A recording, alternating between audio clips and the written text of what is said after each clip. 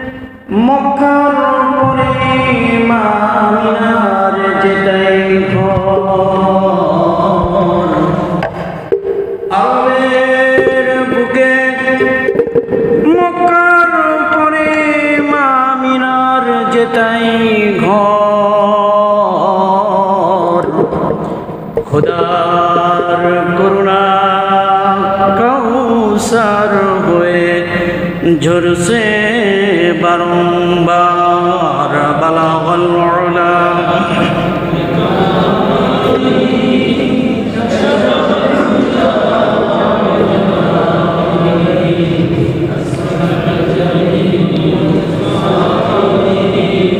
सल्लु अलैहि व आलिहि सबाई एकटु जिकिर करि ला इलाहा इल्लाल्लाह ला इलाहा इल्लाल्लाह ला इलाहा इल्लाल्लाह ला इलाहा इल्लाल्लाह ला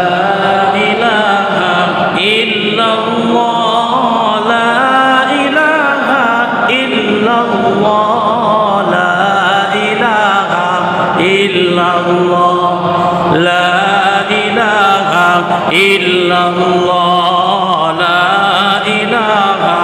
illallah la ilaha illallah muhammadur rasulullah sallallahu alaihi wasallam মহান আল্লাহ রব্বুল আলামিনের দরবারে সমস্বরে শুকরিয়া আদায় করছি যে মালিক আমাদেরকে 25শে জুলাই 2025 খ্রিস্টাব্দ 10ই শ্রাবণ 1432 বঙ্গাব্দ 29শে মুহররম 1447 হিজরির জুমার নামাজ আদায় করার উদ্দেশ্যে পৃথিবীর শ্রেষ্ঠতম জায়গা মসজিদে বসার মতো আসার মতো তৌফিক দান করেছেন আল্লাহ রব্বুল আলামিনের দরবারে শুকরিয়া আদায় করি আলহামদুলিল্লাহ। আমরা আবারও কৃতজ্ঞতা জ্ঞাপন করছি যে জুমার নামাজের অগ্রভাগেই শুরুতেই আমাদের মসজিদ প্রায় অর্ধেক ভরে গেছে। আলহামদুলিল্লাহ আলহামদুলিল্লাহ। এটা কিসের টানে আসেন আপনারা? কোরআনের টানে। কিসের টানে? শুকরিয়া আদায় করি আলহামদুলিল্লাহ। দরুদ ও সালাম বর্ষিত হোক সৈয়দুল মুরসালিন খাতামুন নবিয়্যিন আকায়ে নামদার তাজদারে মদিনা বিশ্বনবী মুহাম্মদুর রাসূলুল্লাহ সাল্লাল্লাহু আলাইহি ওয়াসাল্লামের উপর। প্রিয় হাদিরিন, অত্যন্ত ভারাক্রান্ত হৃদয় নিয়ে আজকে আমি আপনাদের সামনে উপস্থিত হয়েছি। আপনারা সবাই অবগত আছেন, যেহেতু এখন মিডিয়া, ইলেকট্রনিক্স, তথ্য সমৃদ্ধ ভাণ্ডারের যুগ। সবাই আমরা জানি যে কয়েকদিন আগে আমাদের বাংলাদেশের ঢাকা শহরের প্রায় প্রাণকেন্দ্রই বলা চলে, উত্তরাতে একটি ভয়াবহ যুদ্ধ বিমান বিধ্বস্ত হওয়ার কারণে মাসুম কচি কচি ছোট ছোট বাচ্চারা, যাদের এখনো গোনা হওয়ার বয়স হয় নাই, পৃথিবীর স্বাদ, আহ্লাদ, দুঃখ, কষ্ট, সুখ ভোগ করার সময় তারা এখনো উপলব্ধিই শেখে নাই।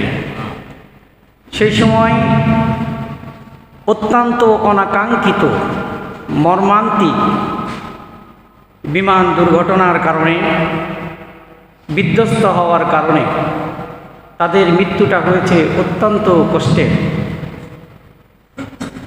অত্যন্ত কষ্টের মৃত্যুটা হয়েছে। একটা হচ্ছে স্বাভাবিক মৃত্যু, আর একটি হচ্ছে অস্বাভাবিক মৃত্যু। স্বাভাবিক মৃত্যুটা মানুষের মৃত্যুর কিছু আগেই সে বুঝতে পারে যে আমার মরণের সময় চলে এসেছে। আবার আমরাও কিছু সিমটম বুঝতে পারি যে না, আর বুঝি সময় নাই।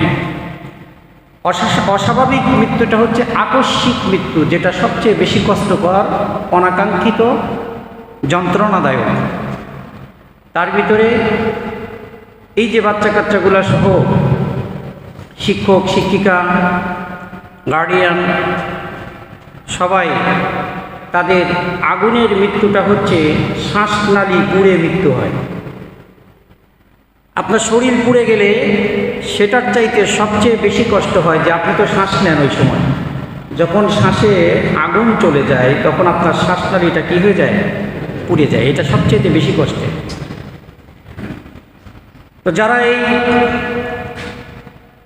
দুর্ঘটনায় আক্রান্ত হয়ে শহীদ হয়েছেন, আল্লাহর ডাকে সাড়া দিয়েছেন, আমরা আল্লাহর কাছে কায়মনে বাক্যে আহ্বান জানাই, আল্লাহ যেন সকলকে জান্নাত নসিব করেন। মুমিন মুমিনা যারা ইন্তেকাল করেছেন সকলকে যেন আল্লাহ জান্নাত নসিব করেন, বলি আমিন।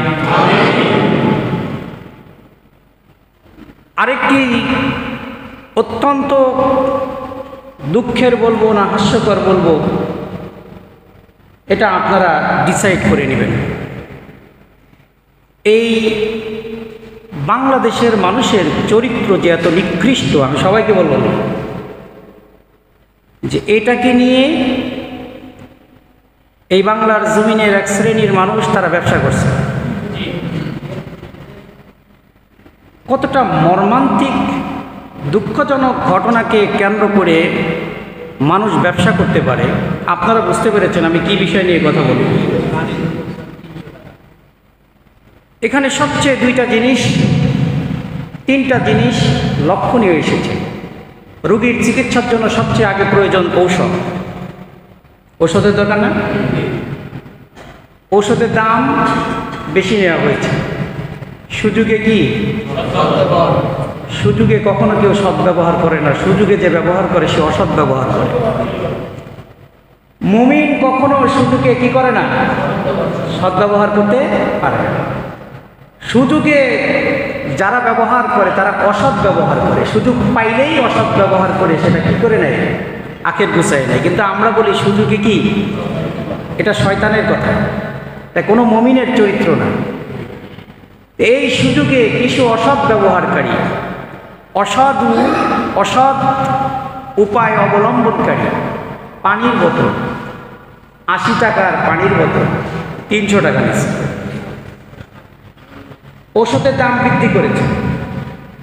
এই দুইটা জিনিস ছিল রোগীর সাথে সংশ্লিষ্ট, কারণ ওই সময় ওষুধ দরকার, পানি দরকার।